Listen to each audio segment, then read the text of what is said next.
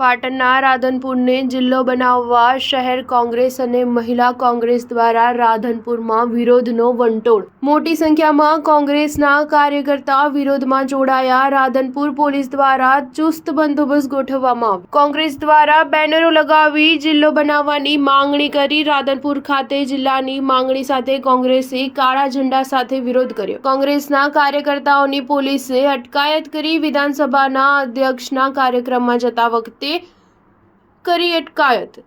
કોંગ્રેસ મહિલા પ્રમુખ જયાબેન સોની અને અન્ય મહિલાઓની અટકાયત। રાધનપુરને જિલ્લો જાહેર કરવાની કોંગ્રેસની માંગ સાથે વિધાનસભા અધ્યક્ષ શંકર ચૌધરીના આગમન પૂર્વે કોંગ્રેસે ધરણા પ્રદર્શન કર્યું હતું, જે ઘટનામાં પોલીસે કોંગી આગેવાનોની અટકાયત કરી હતી। રાધનપુરને અલગ જિલ્લો બનાવવાની માંગ સાથે રાધનપુરના વિવિધ વિસ્તારોમાં ગત રોજ કોંગ્રેસ સમિતિ દ્વારા પોસ્ટર વોર શરૂ કરવામાં આવ્યું હતું, ત્યારે કોંગ્રેસના આગેવાનો, મહિલા આગેવાનો સહિત કાર્યકરોએ ધરણા કરતા પોલીસે અટકાયત કરી।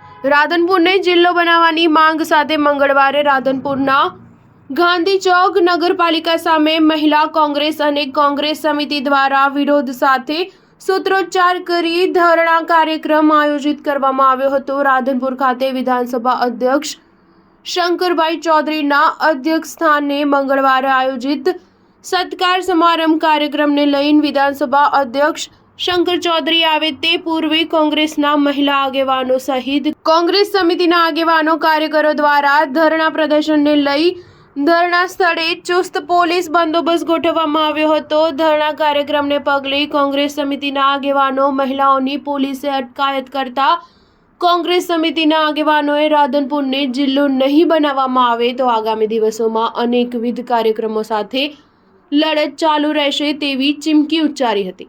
Star news 7 Patan. આજે રાધનપુરને જિલ્લો બનાવવા માટેની અમારી માગણી છે।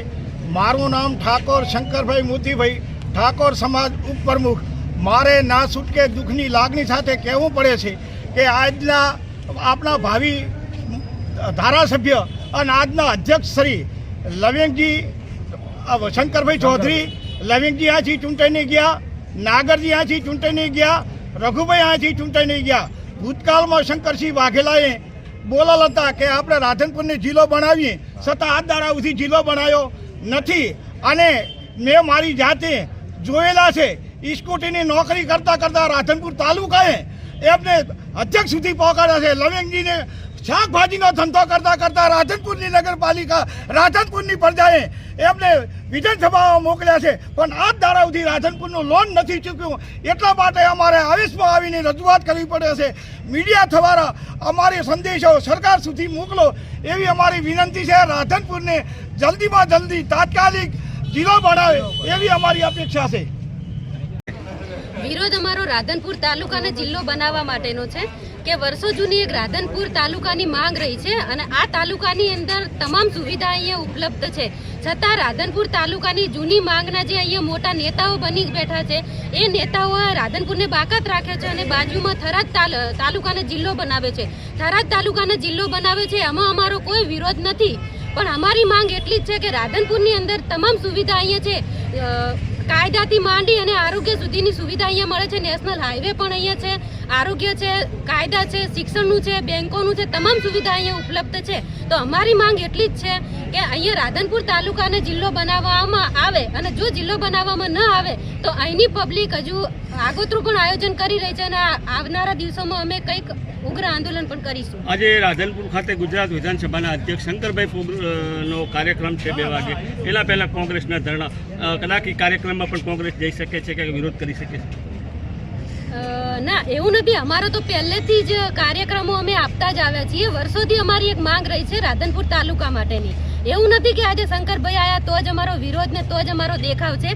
અમે દેખાવ નથી કરી રહ્યા, અમે અહીંના સ્થાનિક લોકો માટેની માગણી કરી રહ્યા છીએ અને અમારી માગણી છે કે તાલુકાને જિલ્લો બનાવવામાં આવે। અને બીજી સાથે સાથે મીડિયાના માધ્યમથી એ પણ કહેવા માંગુ છું કે અમારા પાટણ જિલ્લાની અંદર સાતલપુર તાલુકો આવેલો છે, જે સાતલપુર તાલુકાની પણ અત્યારે વાત થઈ રહી છે કે સાતલપુર તાલુકાને રાધનપુરથી અલગ કરવાની વાત થઈ રહી છે પાટણ જિલ્લાથી, પણ એ પણ અમારી જો સાતલપુર તાલુકાને પણ થરાદમાં નાખવામાં આવશે તો ત્યાં પણ અમારો વિરોધ થશે। અમારે સાતલપુર તાલુકો અમારી જોડે જ રાખવો છે, અમે અમને અહીંયા મારામાં સમાવેશ રાખીશું। હું એ કહેવા માંગુ છું કે જે અત્યારે મોટા નેતા બની બેઠેલા છે, કે જે ધારાસભ્ય અને ધારાસભ્યથી સાંસદ અને સાંસદથી અધ્યક્ષ, એમને જો આ ખુરશીઓ મળી હોય તો એ રાધનપુરનો પ્રતાપ છે અને રાધનપુરે આપેલું છે. તો ક્યાંક ને ક્યાંક એ રાધનપુરને ભૂલી રહ્યા છે, રાધનપુરની પ્રજાને ભૂલી રહ્યા છે. રાધનપુર સાથે ધરાહર અન્યાય થઈ રહ્યો છે અને રાધનપુરને જિલ્લો બનાવવાની અમારી માંગ એ માટે છે કે રાધનપુર મધ્યસ્થ સેન્ટર છે, બધા માટે વચલું સેન્ટર છે અને દરેક લોકોને નજીક પડતું સેન્ટર છે. જે અમને સાતલપુર અત્યારે આટલું રાધનપુરને નજીક પડે છે, સાતલપુરની પબ્લિકને કોઈ પણ હોસ્પિટલનો પ્રશ્ન હોય તો તે ત્યાંથી રાધનપુર આવે છે અને હવે સાતલપુરને એ લોકો થરાદ લઈ જવા માંગે છે.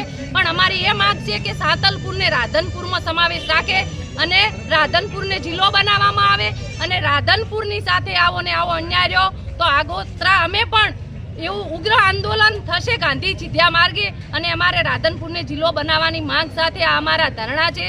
એવું નથી કે શંકરભાઈ અહીંયા વધારી રહ્યા છે એટલે અમે આ કર્યું છે.